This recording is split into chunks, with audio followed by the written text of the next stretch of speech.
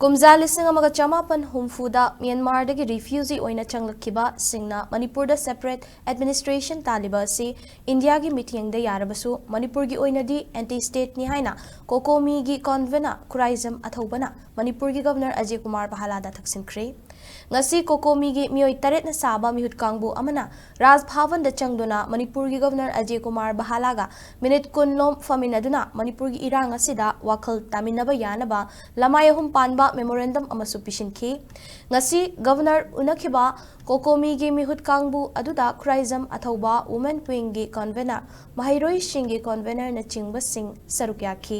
Raj Bhavan da governor unaruraba matung Paumi Singha unaba amada KH athobana haikibada Hauzik Manipur da suspended animation oina president's rule thamliba matam asida miyamgi mihut ni haina khallaga leidiba mioi singdagi miyamgi leingak ama athubada sembinaba loinana leingak aduda state asigi thabak thaurang sing sinabagi thaudang adu lobiyu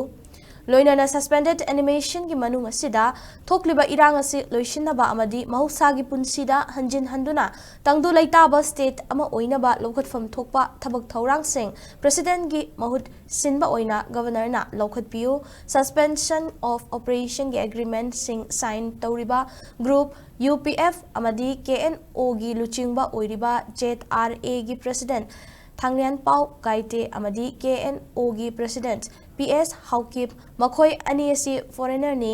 Khutlai Paiba foreigner singna India manungda pusilaklaga India lengaka karamna peace talk tawramdibano